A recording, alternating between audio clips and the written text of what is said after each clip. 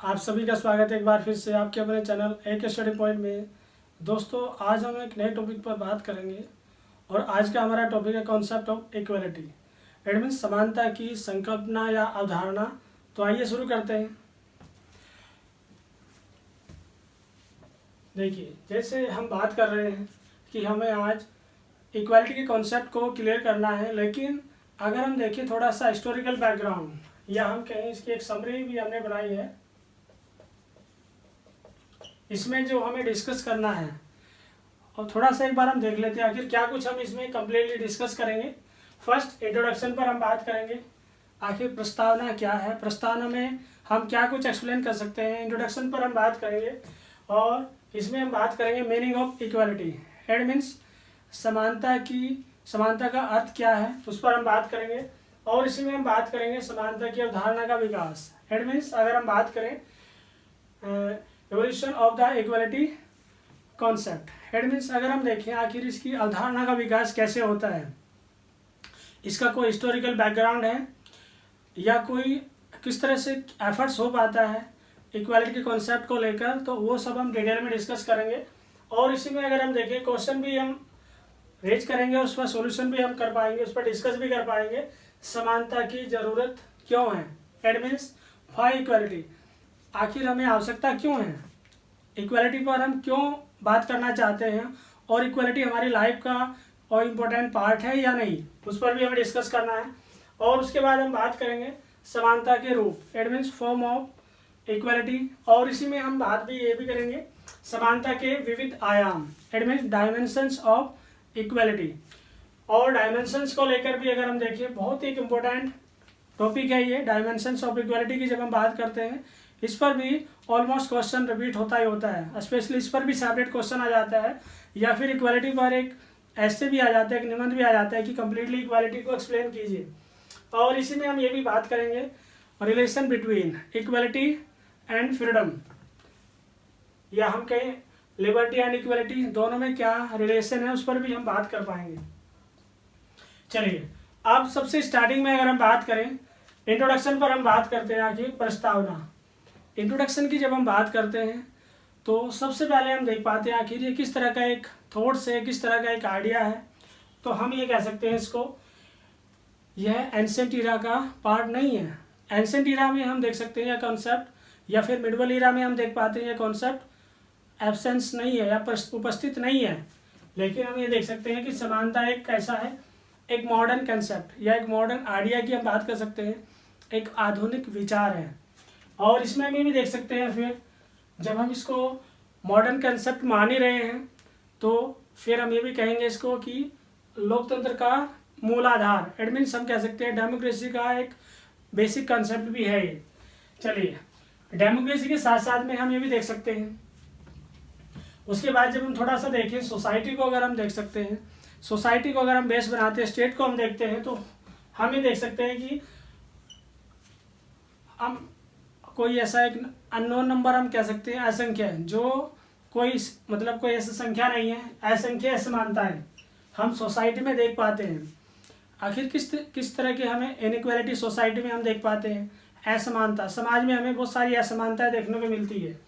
और वह क्या है, असमानता होना हम कह सकते हैं नेचुरल है, स्वाभाविक है, इट मीन्स प्रकृति की देन है। चलिए, उसके बाद हम थोड़ा सा देखें और भी, अगर हम पीपल्स को अगर हम देखें, लोगों में क्या होता है, आम जनता में हम देख सकते हैं नस्ल को लेकर, रेसिज्म को लेकर, रिलीजन, जेंडर बेस बहुत सारा हम डिस्क्रिमिनेशन देख पाते हैं और बहुत सारा एक डिफरेंसेट एक अंतर भी हम देख पाते हैं। लेकिन हमें देखिए आखिर बहुत सारी इनइक्वालिटी हम देख पाते हैं, जैसे अलग अलग रिलीजन को लेकर भी हम कह सकते हैं असमानताएं देखने को मिल जाती है, जेंडर बेस भी बहुत सारे डिस्क्रिमिनेशन या इनइक्वालिटी हम देख पाते हैं।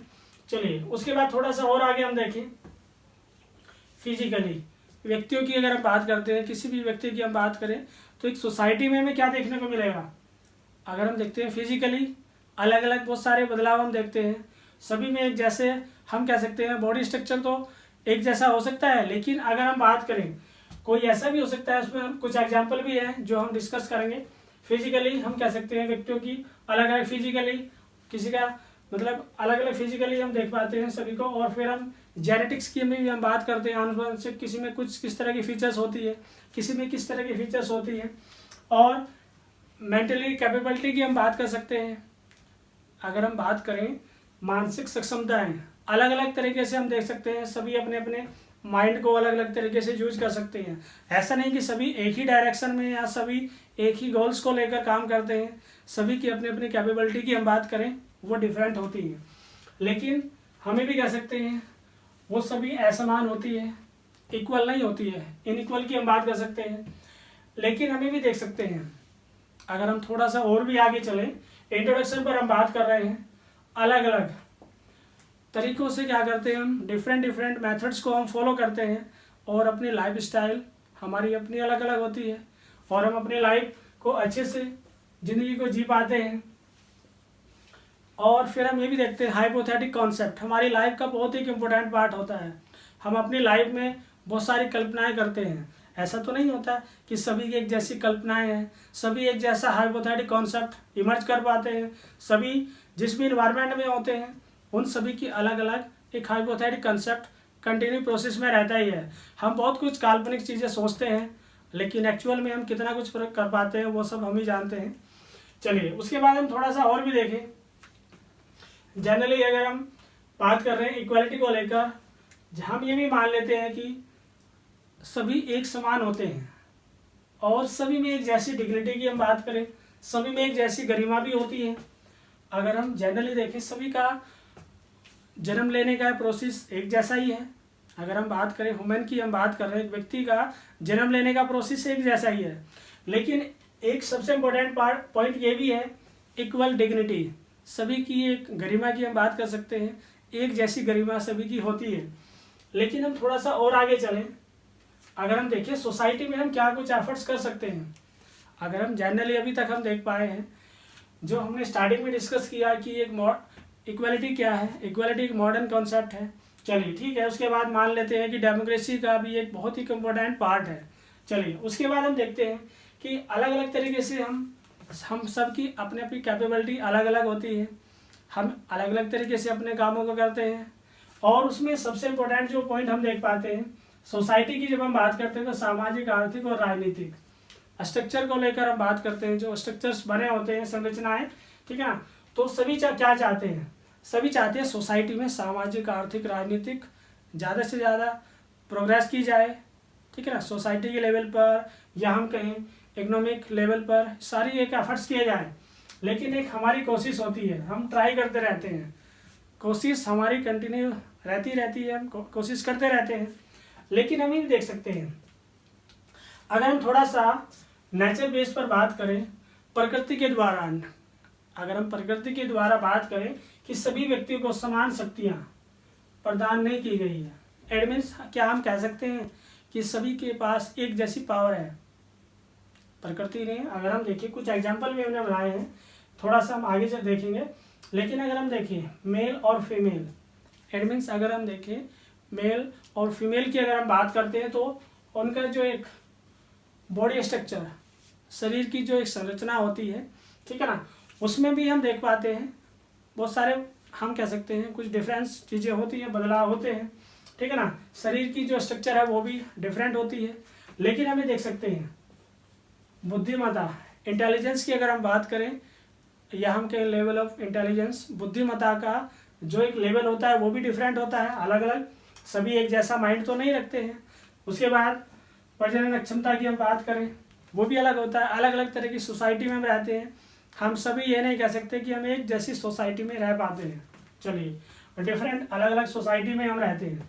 लेकिन अगर हम थोड़ा सा और आगे देखें तो हम कह सकते हैं ह्यूमन सोसाइटी में हम बहुत सारे अलग अलग तरीके के लोग, पीपल्स को हम देख पाते हैं। जैसे सोसाइटी में हमें, चाहे हम कहीं पर भी, चाहे हम पब्लिक पैलेस पर है या फिर अपने कहीं पर भी विलेज या सिटी कहीं पर भी, जब हम देख पाते हैं अपनी सोसाइटी में, ठीक है ना, हमें किस तरह के कुछ फैटी पर्सन मिल जाएंगे, कुछ मोटे व्यक्ति हमें मिल जाएंगे, कुछ थिन पतले दुबले पतले लोग हमें मिल जाएंगे, कुछ हाइट में बहुत ज़्यादा होते हैं, ठीक है ना, लंबे व्यक्ति हो सकते हैं, कुछ हाइट में बहुत कम हो सकते हैं, नाटे, और कुछ बहुत ज़्यादा हम कह सकते हैं इंटेलिजेंट पर्सन हमें देखने को मिल सकते हैं। और कुछ ऐसे भी होते हैं जो मंदबुद्धि जिनको हम कहते हैं, ठीक है ना। तो इस तरह के व्यक्ति हमें सोसाइटी में मिल पाते हैं। लेकिन हमें भी देख सकते हैं, स्टार्टिंग में क्वेश्चन बन जाता है कि ह्यूमन सोसाइटी में तो हमें सब देखने को मिल रहे हैं, लेकिन फैटी या हम कहीं पतले लंबे, ठीक है ना, सभी तरह के अलग अलग हमें मेल फीमेल में सभी इस तरह की जो हम कह सकते हैं इस तरह के अलग अलग पीपल्स हमें देखने को मिल जाएंगे। लेकिन हमें भी देख सकते हैं आखिर ये सब किसने बनाए हैं। अगर कोई फैटी है या कोई लंबा है, ठीक है ना, सब एक हम कह सकते हैं नेचुरल इनइक्वालिटी की हम बात कर सकते हैं, प्राकृतिक असमानता जिसको हम बोलते हैं। प्रकृति ने सभी को, ठीक है ना, कोई हाइट में कुछ बड़ा है, कोई फैटी है, कोई पतला है, कोई छोटा है, ठीक है ना, कोई मंदबुद्धि है, कोई तेज बुद्धि है, ठीक है ना, इस तरह के फीचर्स हमें प्रकृति ने दिए हैं। चलिए नेचर को लेकर हमने इस तरह का इसको समझ पाए कि ह्यूमन नेचर किस तरीके से है। चलिए उसके बाद हम ये भी देख सकते हैं, ये तो हो गई अभी तक जो हमने सभी डिस्कस किया है वो सब क्या है, सब इनइक्वालिटी के कॉन्सेप्ट को दिखाता है। इट मीन्स हम कह सकते हैं नेचुरल इनइक्वालिटी। चलिए प्राकृतिक असमानता के बाद अब थोड़ा सा हम देख सकते हैं कि व्यक्ति कहाँ कहाँ पर समान होता है। अगर हम देखें, जैसे हम बात कर सकते हैं मनुष्यों के बीच, हम देखते हैं कुछ ऐसे एस्पेक्ट को लेकर हम बात कर सकते हैं, पहलुओं को ले संदर्भ में अगर हम बात करें जहाँ पर हम सभी एक जैसे हो जाते हैं, समान हो जाते हैं। कहाँ पर होते हैं, जैसे हम कह सकते हैं हैप्पी मोमेंट में हमारी जो फीलिंग है वो एक जैसी हो जाती है।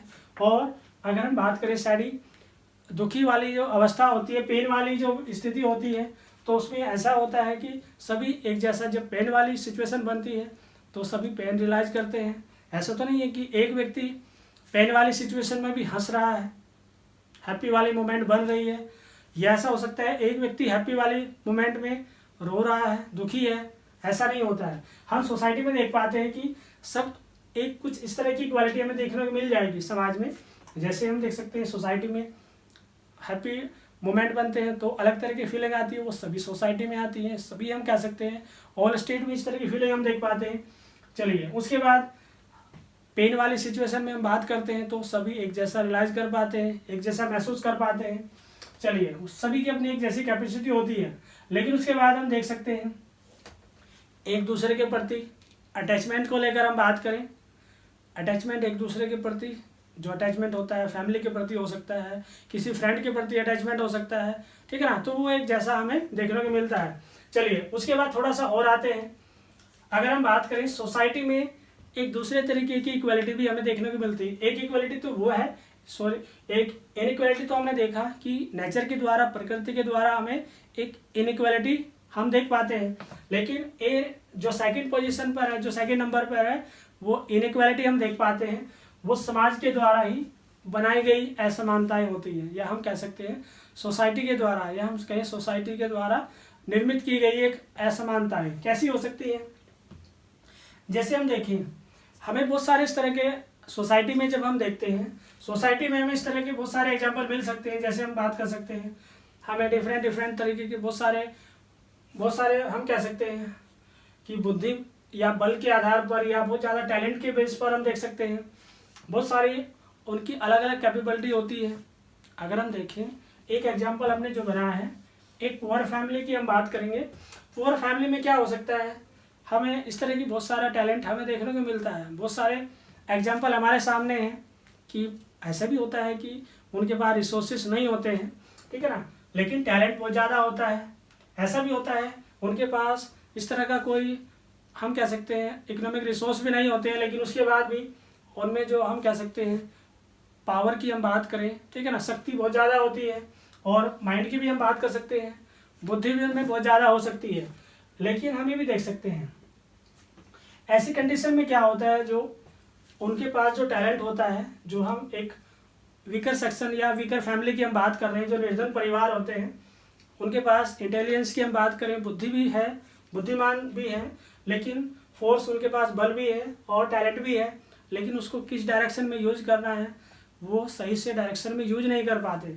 अब ऐसी कंडीशन में क्या होता है, पर्सनैलिटी डेवलपमेंट, जिस तरीके से हम देख सकते हैं जो हाई प्रोफाइल फैमिली होती है, ठीक है ना, जिस तरह से वो अपने बच्चे के हम कह सकते हैं डेवलपमेंट कर पाते हैं, उस तरीके से जो पुअर फैमिली होती है वो नहीं कर पाती है। लेकिन हमें देख सकते हैं आखिर इस तरह की जो कंडीशन बनी है, पर्सनैलिटी डेवलपमेंट नहीं हो पा रहा है, उसके पीछे क्या वजह हम मानते हैं? हम कह सकते हैं जैसे डेवलपमेंट के लिए सभी के पास एक जैसे रिसोर्सेज नहीं है। अगर हम देखें एक जैसे रिसोर्सेज नहीं है, बहुत सारी हम बात कर सकते हैं। अगर हम देखें इसके पीछे रीजन क्या है, एक फैमिली के पास रिसोर्सेज नहीं है, वो अपने पर्सनैलिटी डेवलपमेंट नहीं कर पाते। एक फैमिली के पास रिसोर्सेज बहुत ज़्यादा है लेकिन टैलेंट की कमी है। अगर हम देखें एक कैटेगरी ऐसी भी हो सकती है उसके पास टैलेंट की कमी हो सकती है, लेकिन उनके पास जो रिसोर्सेज होते हैं, इकोनॉमिक रिसोर्स की हम बात कर सकते हैं, पॉलिटिकल रिसोर्सेज की हम बात कर सकते हैं, वो बहुत ज़्यादा उनके पास है। तो उस बल दम पर या हम कह सकते हैं वो क्या कर सकते हैं, अपने बच्चों का पर्सनैलिटी डेवलपमेंट कर सकते हैं। लेकिन अब हम देख सकते हैं आखिर इसकी वजह क्या है। जो सोसाइटी के द्वारा जो कंस्ट्रक्टेड है या समाज के द्वारा जो निर्मित हम बात कर रहे हैं इनइक्वालिटी है, उसके पीछे क्या वजह है। हम देख सकते हैं समाज के द्वारा हम कह सकते हैं सोशल डिस्पैरिटीज, सामाजिक विषमताएं जो समाज के द्वारा बनाई गई है। और हमें भी देख सकते हैं उसकी वजह क्या है, समान अवसर, इक्वल अपॉर्चुनिटी नहीं मिल पा रही है। उसके पीछे एक सबसे बड़ी वजह यह है कि क्या किया गया है, सोशल डिस्पैरिटीज, सामाजिक विषमताएं बनाई गई हैं और जो व्यक्ति गरीब है वो गरीब ही रहता है और जो अमीर है वो अमीर ही हो जाता है। लेकिन हमें भी देख सकते हैं उसके बाद जो अपॉर्चुनिटी की हम बात कर रहे हैं, इक्वल अपॉर्चुनिटी जहाँ तक पहुँचनी चाहिए, जहाँ एक समान जैसा अवसर मिलना चाहिए वो नहीं मिल पाता। और हम ये देख सकते हैं एक इनइक्वालिटी का कॉन्सेप्ट हमेशा काम करता रहता है। चलिए ये तो हम समझ पाए कि इसको इंट्रोडक्शन में हम क्या कुछ रिटर्न कर सकते हैं, लिख सकते हैं। चलिए उसके बाद थोड़ा सा और आगे चलें। समानता का अर्थ, it means meaning of equality की हम बात करें, आखिर मीनिंग ऑफ इक्वालिटी है क्या, जिसमें हम बात कर सकते हैं कि राज्य के सभी व्यक्तियों को व्यक्तित्व के विकास के समान अवसर दिए जाने चाहिए। इट मीन्स हमें बात कर सकते हैं कि एनीबडी, कोई भी हो सकता है, मेल फीमेल, ठीक है ना, या फिर जैसे हम बात कर रहे हैं वीकर सेक्शन या हम कहें वीकर फैमिली हो सकती है, या फिर और भी हम कह सकते हैं अलग मार्जिनाइज सेक्शन हो सकते हैं, इसमें किसी भी तरह की, लेकिन सभी व्यक्तियों की बात की जा रही है। अगर हम इक्वालिटी को लेकर बात कर रहे हैं, समान अवसर, इक्वल अपॉर्चुनिटी को लेकर हम बात कर रहे हैं, तो राज्य के द्वारा ये सब पॉसिबल है। राज्य के द्वारा सभी व्यक्ति को अपने हम कह सकते हैं पर्सनैलिटी डेवलपमेंट के लिए इस तरह की अपॉर्चुनिटी उनको दी जानी चाहिए। लेकिन कौन देगा, स्टेट दे सकता है। अगर सोसाइटी में हम देखते हैं इनइक्वालिटी का कॉन्सेप्ट अगर काम कर रहा है तो उसके लिए स्टेट भी रिस्पॉन्सिबल है और सोसाइटी उसके लिए सबसे ज़्यादा रिस्पॉन्सिबल है। लेकिन हमें देख सकते हैं ऐसा एक एफर्ट्स किया जा सकता है, एक पॉजिटिव एफर्ट्स किया जा सकता है, जो इनइक्वालिटी है उसको कम किया जा सकता है, लेकिन पूरी तरह से हम कह सकते हैं समाप्त नहीं किया जा सकता। अगर हम कहें एवोल्यूशन ऑफ इक्वालिटी की अगर हम बात करते हैं कि inequality, evolution of inequality, it means असमानता का अंत कहें हम कि असमानता का अंत हो सकता है नहीं, लेकिन हाँ इसको कम किया जा सकता है और जब कम होगा तो उसके कुछ पॉजिटिव रिजल्ट्स मिलेंगे। लेकिन हमें देखें जैसे हमने स्टार्टिंग में बात की थी कि इक्वालिटी क्या है, एक मॉडर्न कॉन्सेप्ट है, एक आधुनिक संकल्पना है, एक आधुनिक विचार है। लेकिन इसको समझने के लिए हमारे लिए जरूरी होगा कि हम जो नेक्स्ट समानता की अवधारणा का विकास, इट मीन्स हम बात कर रहे हैं आखिर इसका विकास कैसे होता है। जैसे हम देखते हैं एंशिएंट इरा में कॉन्सेप्ट काम नहीं कर रहा है, मिडवल इरा में आते हैं तो भी ये कॉन्सेप्ट सक्सेसफुल नहीं हो पाया है, लेकिन आखिर मॉडर्न इरा में जब हम आते हैं तो यह कॉन्सेप्ट सक्सेसफुल होता है। तो उसको हम डिटेल में समझेंगे। चलिए हम बात करते हैं समानता की अवधारणा का विकास, इट मीन्स हिस्टोरिकल पर्सपेक्टिव क्या है।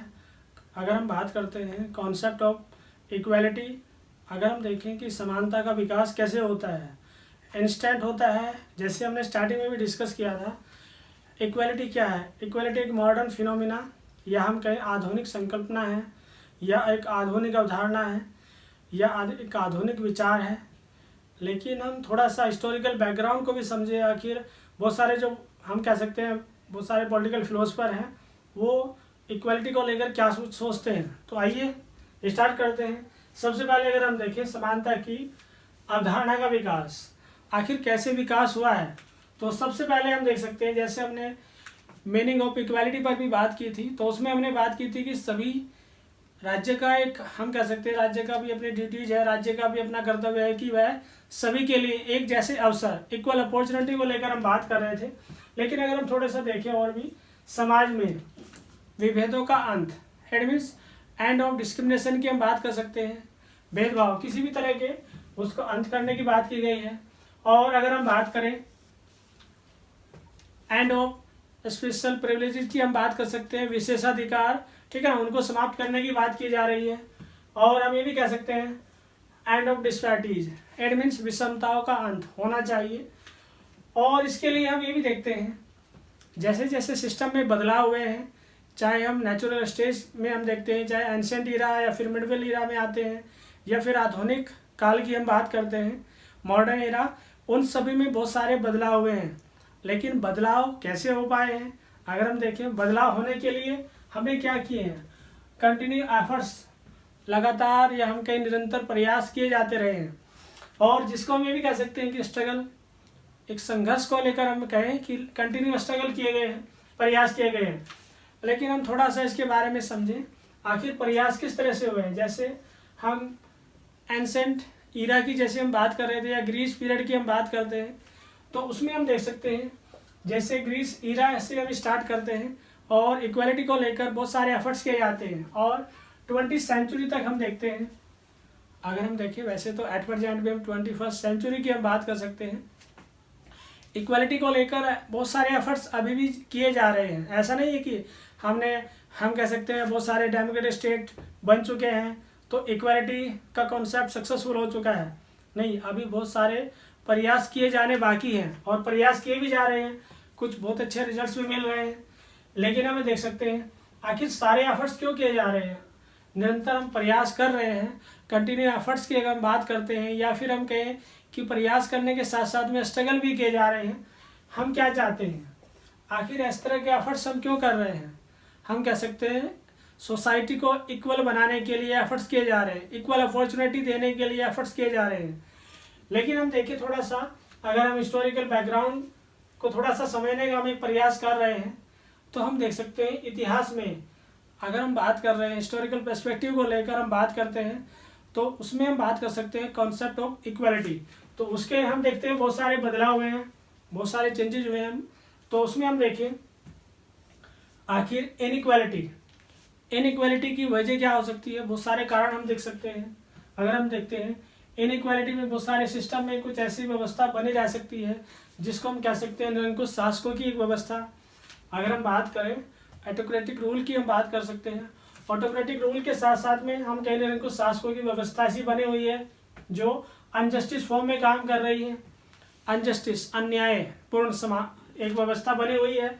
और एक इसमें हम ये भी कह सकते हैं अनडेमोक्रेटिक गवर्नेंस की हम बात कर सकते हैं, गवर्नमेंट की हम बात कर सकते हैं, एक अलोकतांत्रिक शासन एक व्यवस्था बनी हुई है। और उसके अगेंस्ट में जाकर के हम कह सकते हैं स्ट्रगल किए जा रहे हैं, संघर्ष किए जा रहे हैं। और हमें भी देखते हैं जब मोनार्की सिस्टम मैक्सिमम जो कंट्रीज हैं, जब उनमें एक लोकतांत्रिक व्यवस्था जब काम कर रही थी, तो हम देख रहे थे ऐसी कंडीशन में इक्वालिटी का जो कॉन्सेप्ट है वो कहीं ना कहीं पर गायब था, वो हमें दिखाई नहीं दे रहा था। लेकिन हाँ, थोड़े हम कह सकते हैं धीरे धीरे एफर्ट्स किए जाते हैं, स्ट्रगल किए जाते हैं। और स्ट्रगल करने के साथ साथ में हम देख सकते हैं बहुत सारे जो पॉलिटिकल फिलोसफर हैं, अगर हम थोड़ा सा उनको भी एक बार स्टडी करें, थोड़ा सा समझें, तो हम समझ सकते हैं कि हाँ कैसे एफर्ट्स किए गए हैं। सबसे पहले हम बात करते हैं अरिस्टोटल की। अगर हम बात करें, एक बुक है उनकी एथेन कॉन्स्टिट्यूशन में हम देख सकते हैं, और उनकी बुक में भी इस तरह के एक्सप्लेनेशन मिलते हैं, ठीक है ना, कैसे समतावादी सुधार, इट मीन्स हम कह सकते हैं इक्वल रिफॉर्मिस्ट या इक्वलिस्ट रिफॉर्मर की हम बात कर सकते हैं। इस तरह का एक्सप्लेनेशन भी उनकी बुक में मिलता है।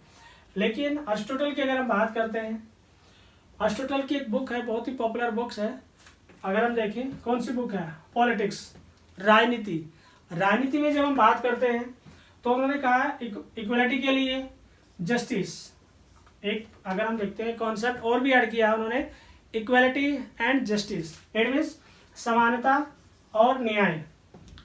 अगर हम बात कर रहे हैं इक्वलिटी के लिए सबसे ज़्यादा जरूरी क्या है, अगर हम चाहते हैं किसी भी स्टेट में इक्वलिटी का हम कहें इक्वलिटी जरूरी है, तो उसके लिए हम ये भी कहेंगे स्टेट के लिए जस्टिस, न्याय भी बहुत ज़रूरी है। अगर हम कहें विदाउट जस्टिस, इट मीन्स बिना न्याय के हम इक्वलिटी ले आएंगे, ऐसा इम्पॉसिबल है। लेकिन अभी देख सकते हैं, हालांकि ठीक है इस तरह के एफर्ट्स किए जा रहे हैं, अरिस्टोटल ने किए हैं, लेकिन अभी भी देखते हैं नेचुरल इनइक्वालिटी, जैसे हमने स्टार्टिंग में भी डिस्कस किया है, नेचुरल इनइक्वालिटी, प्राकृतिक असमानता। आखिर प्राकृतिक असमानता को लेकर हम देखते हैं सबसे ज़्यादा सपोर्ट करने वाले, अगर कोई फिलोसफर है, कोई दार्शनिक है, कोई हम कह सकते हैं विचारक है, तो वो अरिस्टोटल ही है। अरिस्टोटल का मानना क्या है कि कुछ लोग जन्म से ही शासक, इट मीन्स राजा बनने के लिए जन्म लेते हैं, और कुछ दास बनने के लिए ही जन्म लेते हैं। इट मीन्स हम कह सकते हैं नेचुरल इनइक्वालिटी जन्म से ही निश्चित हो जाता है। ऐसा किसका मानना है? अरिस्टोटल का मानना है। अरिस्टो मानता है कि कुछ लोग जन्म से ही राजा बनने के लिए जन्म लेते हैं, और कुछ ऐसे भी होते हैं जो जन्म तो लेते हैं लेकिन वो हमेशा दासी बने रहते हैं। चलिए, इसलिए उसने नेचुरल इनइक्वालिटी के फेवर में बात की है कि ऐसा होता है, उसको कोई बदल नहीं सकता। चलिए थोड़ा सा और आगे आते हैं, हॉब्स के बारे में बात करते हैं। हॉब्स की एक बहुत ही पॉपुलर बुक है लेवियाथन। लेवियाथन की जब हम बात करते हैं, वैसे तो हम देखें हॉब्स, लॉक, रूसो, हमारे तीन स्पेशली जो वेस्टर्न पॉलिटिकल थिंकर हैं वह बात करते हैं सोशल कॉन्ट्रैक्ट थ्योरी, सामाजिक समझौता सिद्धांत भी जिसको हम बोलते हैं। लेकिन हमें देखें आखिर हॉब्स की जो बुक है लेवियाथन, उसमें बात क्या की गई है। उसका मानना क्या है, नेचुरल स्टेज को बेस बनाता है, प्राकृतिक अवस्था जिसको हम कहते हैं। उसने कहा कि प्रकृति ने सभी व्यक्तियों को प्राकृतिक और शारीरिक, इट मीन्स हम कहें natural and physical, it means प्राकृतिक और शारीरिक क्षमता में सभी को समान बनाया है, इक्वल। अगर हम देखते हैं सभी में इक्वल कैपेसिटी होती है। किस बेस पर बात की जा रही है? उन्होंने कहा कि प्रकृति ने व्यक्ति को क्या किया है, प्राकृतिक और शारीरिक क्षमता से सभी को एक जैसा बनाया, इक्वल बनाया है। लेकिन हम ये देखें, जैसे हमने स्टार्टिंग में भी डिस्कस किया था, नेचुरल इनइक्वालिटी को लेकर हमने बात की थी कि प्रकृति ने सभी को एक जैसा नहीं बनाया है। अगर हम देखें थोड़ा सा, एक बार उसको थोड़ा सा रिकॉल कर लेते हैं, तो उसमें हम देखें कोई व्यक्ति हाइट में बड़ा है, कोई छोटा है, और कोई किसी का कलर कैसा है, किसी का माइंड बहुत शार्प है, किसी का माइंड डल है, ठीक है ना। तो सारी सिचुएशन अलग अलग है, डिफरेंट है, लेकिन उसी को ही बेस बनाकर हम देख सकते हैं। हॉब्स का मानना क्या है कि प्रकृति ने सभी को एक जैसा बनाया है, सभी में इक्वल कैपेबिलिटी होती है, एक जैसी क्षमता होती है। आखिर हमें भी देखते हैं, ठीक है, अगर हम थोड़ा सा इसमें और भी देखें, कोई व्यक्ति अगर कहें कि ठीक है, कोई व्यक्ति माइंडली बहुत स्ट्रांग हो सकता है, लेकिन कोई ऐसा भी हो सकता है फिजिकल बहुत ज़्यादा स्ट्रांग हो सकता है। लेकिन अगर कोई ऐसा कोई हम कह रहे जो कमज़ोर व्यक्ति है, ठीक है ना, कोई हम कहें बहुत ही दुबला पतला व्यक्ति है, तो उसको लेकर भी एक एग्जाम्पल के रूप में हम समझ सकते हैं। हॉब्स का मानना ये है कि एक कमज़ोर व्यक्ति, अगर हम बात कर रहे हैं एक बहुत ही कमज़ोर व्यक्ति है, चलिए ठीक है, कोई दुबला पतला व्यक्ति है, लेकिन वो कुछ ऐसा प्लान भी रेडी कर सकता है जिसको हम कहते हैं सीक्रेट प्लान, इट मीन्स गुप्त योजना बना सकता है। किसके अगेंस्ट में?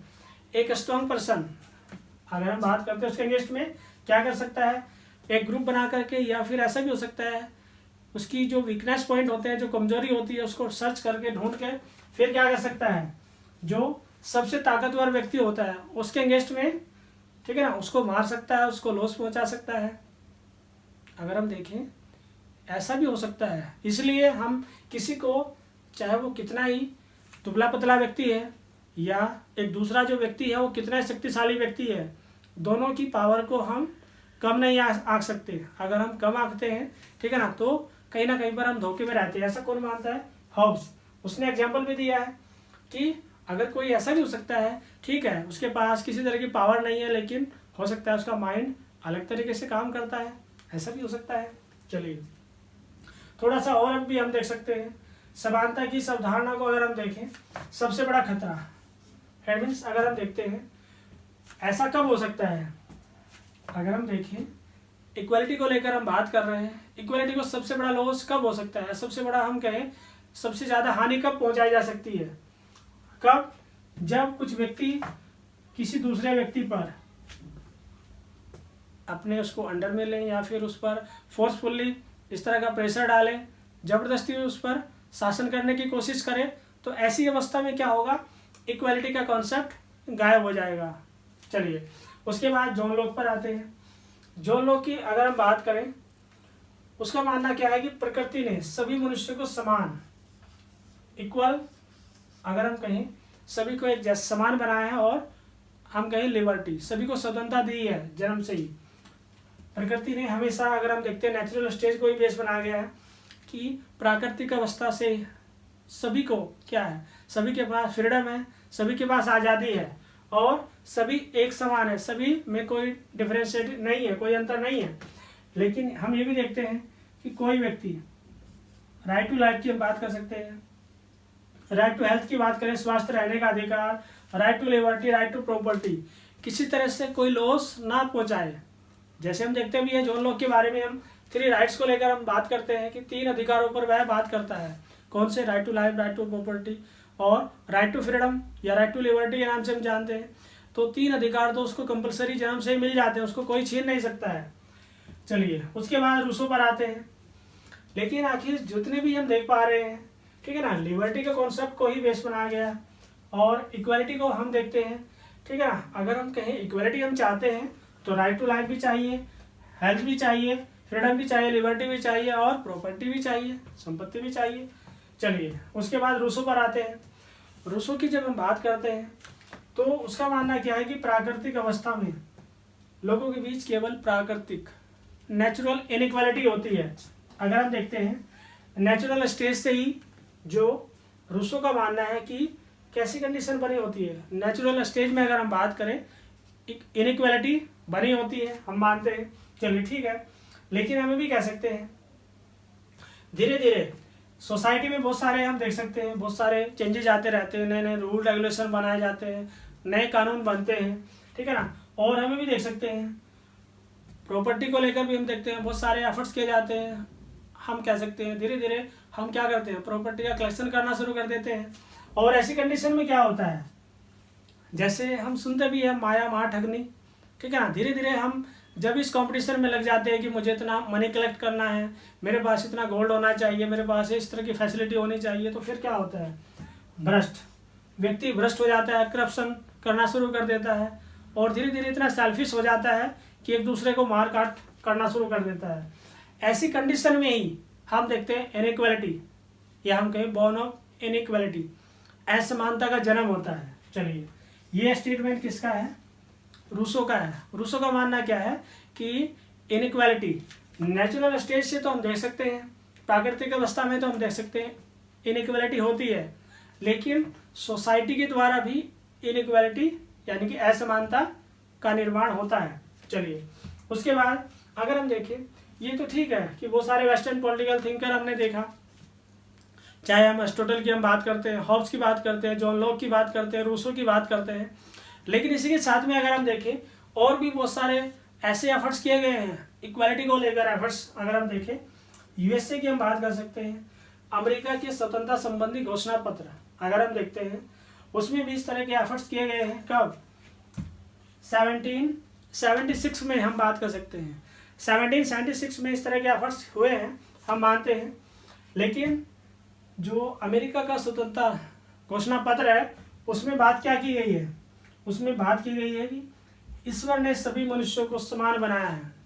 इट मीन्स भगवान ने सभी को समान बनाया है, उसमें किसी तरह का कोई भेदभाव नहीं किया है। चलिए मान लेते हैं, लेकिन अगर हम कहें कि ईश्वर ने सभी मनुष्यों को समान बनाया है, वैसे तो मानते हैं कि सभी सत्य है, इसमें कोई गलत नहीं है, लेकिन हमें भी कह सकते हैं अगर हम इस डिक्लेरेशन के अकॉर्डिंग देखें तो सभी एक समान हुए। फिर जब भगवान ने सभी को एक जैसा बनाया है तो सब समान हो जाएंगे। It means God has made all humans equal. ये तो बात की जा रही है किसके द्वारा, अमेरिका के स्वतंत्रता संबंधी घोषणा पत्र, इसके द्वारा बात की जा रही है। लेकिन उसके बाद हम देखें, ठीक है, ये कब प्रयास किया गया, अगर हम देखें किसी ऐसे देश ने आकर के बोला है, पब्लिकली बोला है, ठीक है ना, कि सभी एक समान है, सभी को एक जैसा भगवान ने बनाया है। किसने बोला पहला ऐसा कोई एक कंट्री है तो यूएसए। उसके बाद हम देखते हैं फर्स्ट एफर्ट्स की अगर हम बात करें 1776, सेकंड जो एफर्ट्स किया गया कब 1789। 1789 में हम बात करते हैं फ्रांस की राष्ट्रीय सभा में भी इस तरह का एक डिक्लेरेशन की हम बात करें, घोषणा की जाती है। वो घोषणा क्या है? मनुष्य जन्म से समान पैदा होते हैं और अपने अधिकारों के संबंध में हमेशा वह समान ही रहते हैं। इट मीन्स ऐसा नहीं होता कि मेरे अधिकार अलग रहेंगे, दूसरे जो सेकंड पर्सन होगा उसके अधिकार अलग रहेंगे। सिंपल सा एक जो पॉपुलर कोटेशन भी है, हम कह सकते हैं कि मनुष्य जन्म से समान पैदा होते हैं। इट मीन्स जन्म लेने का जो बर्थ का जो प्रोसेस होता है वो सभी का एक जैसा होता है। मनुष्य जन्म से समान पैदा होते हैं और अपने अधिकारों के लिए हमेशा एक जैसे ही बने रहते हैं, एक जैसा प्रयास ही हमेशा करते रहते हैं। चलिए, लेकिन ये तो हमने बात की यूएसए के अकॉर्डिंग, यूएसए डिक्लेरेशन के अकॉर्डिंग, या फिर हम फ्रांस के अकॉर्डिंग भी हमने बात की। ठीक है, इस तरह का एक एफर्ट्स किया जाता है। लेकिन हमें देखें आखिर समानता की ज़रूरत क्यों है? इट मीन्स हम कहें वाई इक्वलिटी, आखिर हमें आवश्यकता ही क्यों है समानता की? क्या इक्वलिटी के बिना हमारा काम चल सकता है? विदाउट इक्वलिटी हम अपनी लाइफ को सर्वाइव कर सकते हैं, अच्छे से मैनेज कर सकते हैं लाइफ को? नहीं, इक्वलिटी तो हमें चाहिए ही चाहिए। देखिए फर्स्ट अगर हम देखते हैं फर्स्ट पॉइंट में हम देखिए निष्पक्षता को कायम कर रखने के लिए, इट मीन्स अगर हम कहें निष्पक्षता को कायम करने के लिए, इट मीन्स फेयरनेस की बात की जा रही है। फेयरनेस इट मीन्स अगर हम कहें जैसे फॉर एग्जांपल हम इसको थोड़ा सा इस तरह से भी समझ सकते हैं। सपोज करें टू स्टूडेंट, दो छात्र ऐसे हैं जो एक जैसी परफॉर्मेंस कर रहे हैं, तो क्या उसमें भी हम भेदभाव कर सकते हैं? सपोज करें दो स्टूडेंट की हमने बात की है, दो स्टूडेंट एक जैसा नंबर लेकर आते हैं, दोनों के इक्वल मार्क्स हैं, तो क्या हम कह सकते हैं कि नहीं, हम प्रायोरिटी फर्स्ट को देंगे? ए जो अल्फ़ाबेटिकली नाम है इसका, उसके अकॉर्डिंग हम उसको प्रेफरेंस देंगे, या कास्ट के बेस पर उसको प्रेफरेंस दी जाएगी, या उसके पास कितना मनी है उसके बेस पर उसको हम प्रेफरेंस देंगे? नहीं, दोनों को हमें इक्वल, अगर उनके मार्क्स हैं तो इक्वल उनको हमें देखने की आवश्यकता है, एक जैसा नज़रिया हमें देखने की आवश्यकता है। इट मीन्स फेयरनेस, निष्पक्षता हमें करनी होगी, भेदभाव नहीं कर सकते हम, इसलिए इक्वलिटी जरूरी है। चलिए उसके बाद आत्मसम्मान, सेल्फ रिस्पेक्ट को लेकर बात की जा रही है। आत्मसम्मान के लिए समानता जरूरी है।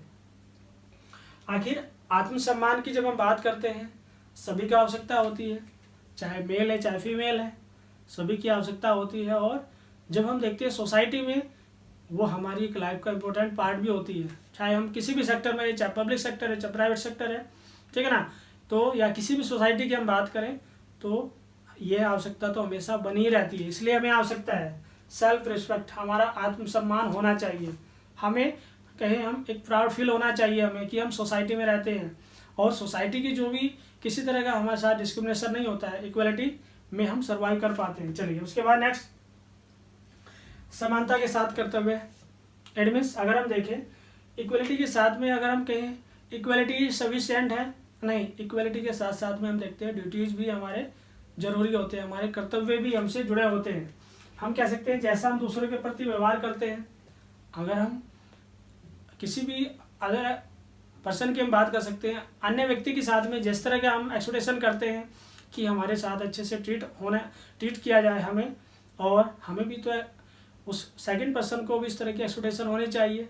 हम एक दूसरे से इस तरह का ही व्यवहार करें जैसा हम चाहते हैं। सिंपल सा कॉन्सेप्ट क्या है, और ये तभी पॉसिबल हो सकता है जब हम इक्वलिटी के साथ साथ में ड्यूटीज़ को भी रिस्पॉन्स करते हैं या इक्वलिटी को भी हम फेवर करते हैं। चलिए उसके बाद नेक्स्ट आते हैं बंधुत्व को बढ़ाने के लिए। इट मीन्स फ्रेटर्निटी की बात की जा रही है। फ्रेटर्निटी कब बन सकता है? जब इक्वलिटी का कॉन्सेप्ट प्रॉपर वर्क करेगा। और हम ये भी देख सकते हैं, अगर हम देखें सोसाइटी में, हम देख सकते हैं बहुत सारी बाधाएं आती हैं, हम ये भी देख पाते हैं कभी कभी बहुत सारे इस तरह के कम्युनल राइट्स भी हम देखते हैं, सामूहिक दंगे होते हैं, या हम बहुत सारी इस तरह की सोशल इविल्स की हम बात कर सकते हैं, सामाजिक बुराइयां। अगर हम चाहते हैं उन सब से ऊपर उठना होगा हमें, अगर हम उनसे जंप कर पाते हैं तो हम फ्रेटर्निटी में अपना कंट्रीब्यूशन कर पाते हैं, जिसको हम बोलते हैं बंधुत्व भाईचारा। लेकिन भाईचारा तभी बन पाएगा जब हम इक्वलिटी के कॉन्सेप्ट को प्रॉपर उस पर काम कर पाएंगे। और उसमें अपना एक कंट्रीब्यूशन सोसाइटी में हम रहते हुए दे पाएंगे, तो हम कह सकते हैं कि जो भी रुकावटें हैं, जो भी प्रॉब्लम्स हैं, उनको सभी को हम सॉर्ट आउट कर सकते हैं। तो ये सब पॉसिबल हो सकता है इक्वालिटी के बेस पर ही। इसलिए हमें इक्वालिटी की आवश्यकता है, ज़रूरत है, और वो हमेशा हमें ज़रूरत रहेगी, इन फ्यूचर भी रहेगी। तो इस पर हमने डिस्कस किया है कि आखिर इसका हिस्टोरिकल बैकग्राउंड क्या था, और अभी हमें जो डिस्कस करना है वो हम नेक्स्ट पार्ट में डिस्कस करेंगे, और इसमें हम बात करेंगे डायमेंशंस ऑफ इक्वालिटी। इस पर बहुत ही एक इम्पोर्टेंट क्वेश्चन है ये, इस पर हमेशा क्वेश्चन रिपीट होता ही होता है।